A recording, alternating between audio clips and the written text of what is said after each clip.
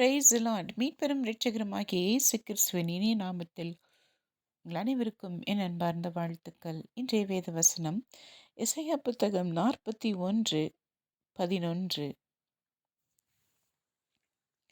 இதோ முன்மேல் எரிச்சலா இருக்கிற யாவரும் வெட்கி லட்சியடைவார்கள். உன்னோடே வழக்காடுகிறவர்கள் நாசமாகி ஒன்றுமில்லாமற் போவார்கள். அல்லேலூயா. இந்த வசனத்தை நான் வாசிக்கும் பொழுது சில பல ஞாபகங்கள், சிந்தனைகள், நிகழ்வுகள் என் கண் முன்னே வந்தது. என்னுடைய சொந்தமே ஒருவர் என்னிடம் இப்படியாக பேசினார். நான் வளர்ந்து வருவது அவருக்கு பிடிக்கவில்லை என்று. என்னை அவர் எல்லோருக்கும் முன்னிலையில் ரோட்டில் நாசம் பண்ணுவேன், உன்னை வெட்கமடைய செய்வேன், உன் மேல் இருக்கின்ற துணியெல்லாம் இல்லாமல் போய் எல்லோரும் உன்னை பார்த்து வெட்கப்பட நான் வைப்பேன் என்று சொன்னார். இதற்கு முன்பின் காரணம் எதுவுமே இல்லை.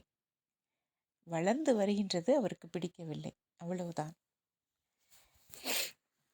உடன்பிறப்பு அல்ல, ஆனாலும் ஒரே இரத்தத்திற்கு உள்ளான சொந்தம். இதை பற்றிய சிந்தனை அப்பொழுது எனக்கு தெரியவில்லை.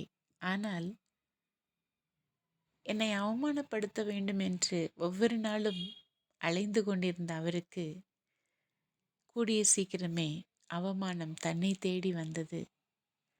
அவரை எல்லோரும் அடித்து நொறுக்கி ரோட்டில் கிடத்திவிட்டு சென்றார்கள் என்று. ஆமன் பறந்தவர்களே, நம்மேல் எரிச்சலாகி நமக்கு விரோதமாக எழும்புகிறவர்கள் முன்னிலையில் தேவன் அவர்களை வெட்கமடைய செய்வார். அது யாராக இருந்தாலும் சரி. அதனால் அவர் மேல் நீங்கள் நம்பிக்கை இருங்கள். God bless you.